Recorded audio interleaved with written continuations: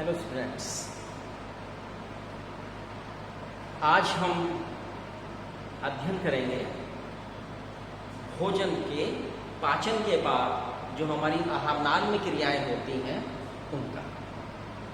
आप पढ़ चुके हैं कि पाचन की क्रिया में भोजन के जटिल अणु जैसे कि शर्करा को तोड़ दिया जाता है ग्लूकोज के अणुओं में, वसा को तोड़ दिया जाता है वसीय अम्ल और ग्लिसरीन में, प्रोटीन को तोड़ दिया जाता है एमिनो अम्ल में। अब जो हमारी आहार नाल है, छोटी आंत है, उसकी जो गुहा है उसमें ग्लूकोज है, एमिनो अम्ल है, वसीय अम्ल है और ग्लिसरीन है। इसके अलावा भोजन के और अवयव भी मौजूद हैं, लेकिन हम मुख्य रूप से इन्हीं पर फोकस करेंगे। अब इनका क्या होता है? इनका होता है भोजन का अवशोषण। तो अवशोषण क्या है?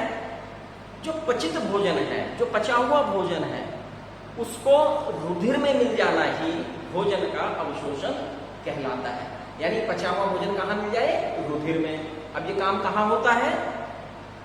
मनुष्य की यदि हम आहार नाल में देखें तो किस भाग में ये कार्य हो रहा है? मनुष्य की आहार नाल में ये काम होता है छोटी आंत में। छोटी आंत के 3 हिस्से आपने पढ़े हैं, ग्रहणी, मध्यांत और शेषांत। तो है ना? तो आपने पढ़ा है ग्रहणी में तो कोई अवशोषण नहीं होता। ये सारा का सारा शेष आंत का, जो छोटी आंत का शेष भाग है, उसमें भोजन का अवशोषण होता है। तो देखिए कौन सी वो संरचना है, जरा इस पर जरा गौर करो।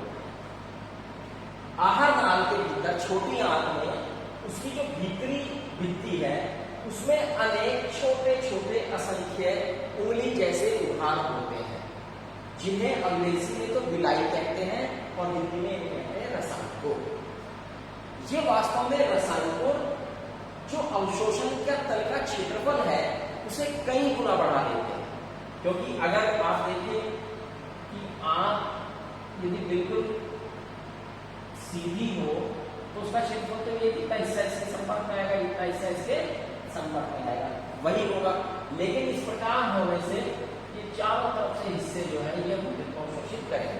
तो यानी विलाई जो है क्षेत्रफल को 600 गुना तक बढ़ा देता है। जो अवशोषण का तल है उसे 600 गुना तक बढ़ा देता है।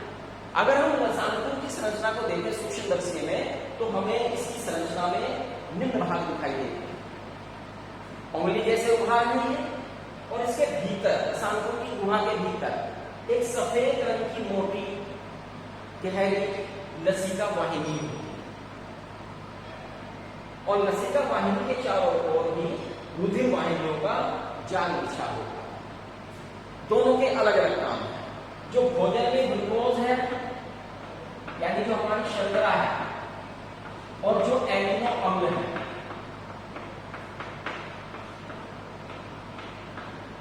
इनका अवशोषण सीधे सीधे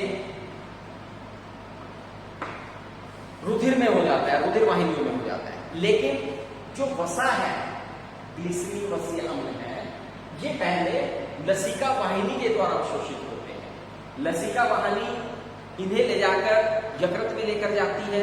वहां आवश्यकता से अधिक जो वसा है उसे संचित कर लिया जाता है और शेष को रक्त में मुक्त कर दिया जाता है। यानी इसका डायरेक्ट रक्त में अवशोषण नहीं होता, पहले लसिका वाहिनी में होगा और लसिका वाहिनी के बाद फिर ये रक्त में आएगा। इस प्रकार हमारा ये पचा हुआ भोजन जो है वो रक्त में घुल जाता है, मिल जाता है। इस क्रिया को ही अवशोषण क्रिया कहते हैं। अब भोजन में जो जल है, जल का अवशोषण, जो जल का अवशोषण है वो बड़ी आंत में होता है। जो हमारे भोजन में जो भी हम जल लेते हैं इसका अवशोषण कहाँ होता है? बड़ी आंत। बड़ी आंत में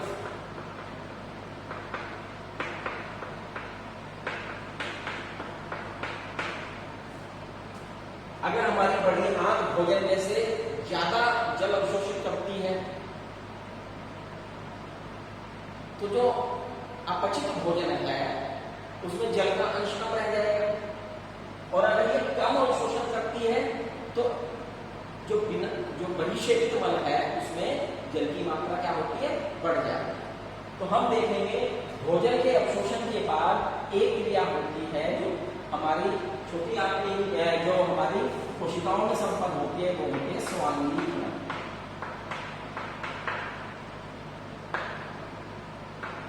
भोजन का स्वांगीकरण। अब भाई हमने जो भोजन खाया था वो पचने के बाद वो रक्त में मिल गया, अवशोषित हो गया। अब रक्त क्या करेगा? इसका रक्त इसका वितरण करेगा, यानी हमारे शरीर के प्रत्येक ऊतक को, प्रत्येक कोशिका को ये जो पचित भोजन है ये दिया जाएगा, क्योंकि प्रत्येक कोशिका कार्य कर रही है।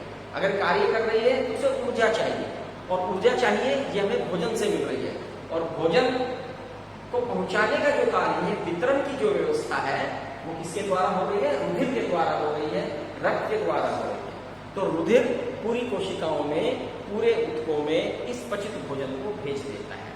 अब क्या होता है कोशिका में जब ये भोजन भेजा, ये भोजन जब कोशिकाओं में पहुंचता है तो जीव द्रव्य का ही एक हिस्सा, आप जानते हैं कोशिका होती है, कोशिका के अंदर जीव द्रव्य होता है, जीव द्रव्य में केंद्रक है और फिर उसके बाहर कोशिका होता है। तो ये पचित भोजन का जीव द्रव्य का ही एक भाग बन जाना, जीव द्रव्य के ही रूप में आ जाना, उसका ही एक हिस्सा बन जाना भोजन का स्वांगीकरण कहलाता है। यानी जो भोजन हमने खाया था वो कोशिकाओं में जीव द्रव्य के रूप में परिवर्तित हो जाता है। इस क्रिया को ही हम भोजन का स्वांगीकरण कहते हैं। ये तो तब हुआ, ये तो उस भोजन के साथ हुआ जब भोजन जो है अवशोषित हुआ था। लेकिन अभी आप जानते हैं आहार नाल में, हमारी आहार नाल में छोटी आंत में जितना भोजन पाचित होता है उसमें कुछ अंश ऐसा होता है जो पाचन के पश्चात बच जाता है, जिसे हम मल कहते हैं।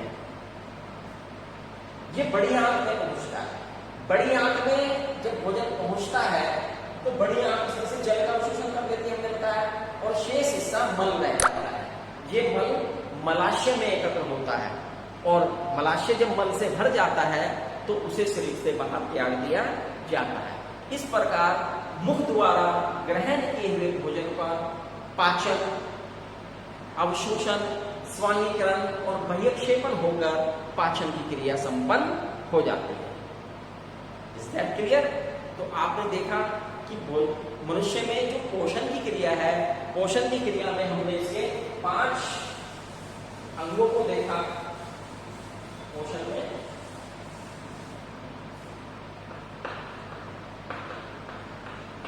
सबसे पहले देखा भोजन का अंतःग्रहण,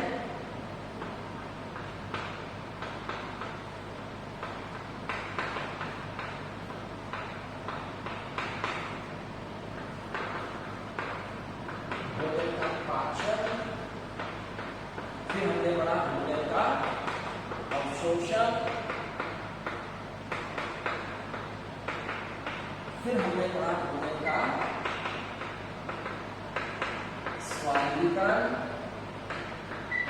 और अंत में फिर भोजन का बहिक्षेपण।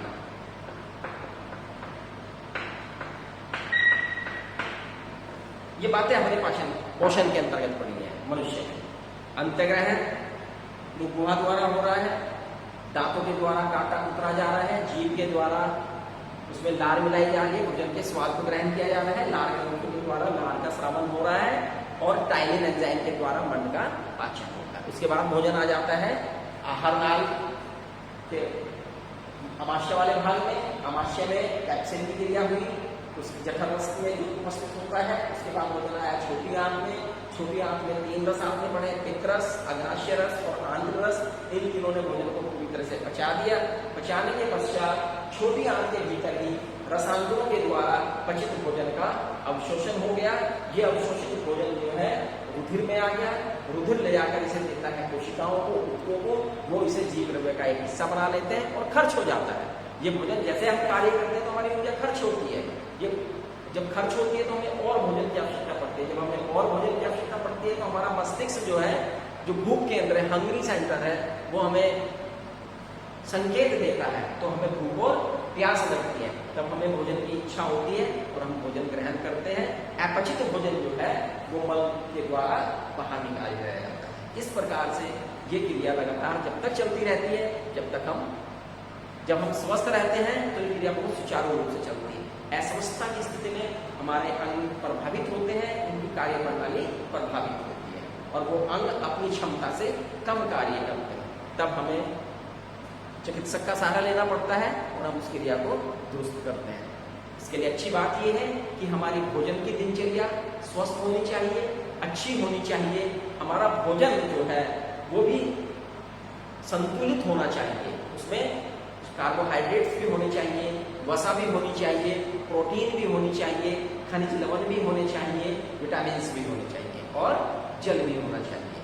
हमें इस तरह का भोजन अपनी डाइट को बनाना चाहिए और जब हम अपनी संयमित, नियमित और स्वच्छ भोजन ग्रहण करेंगे तब हम कम बीमार पड़ेंगे या बीमार होने की संभावना हमारी न्यून हो जाएगी और हमारा स्वास्थ्य अच्छा रहेगा।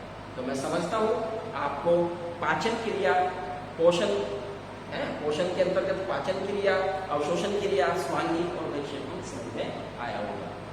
इसी के साथ ये आज की हमारी पोषण का भाग है वो समाप्त होता है। धन्यवाद। आप इसे उतारिए, अच्छी तरह से कीजिए, कमेंट्स बॉक्स में जाके कमेंट्स कीजिए और मेरे चैनल को सब्सक्राइब करना ना भूलिएगा। Thank you.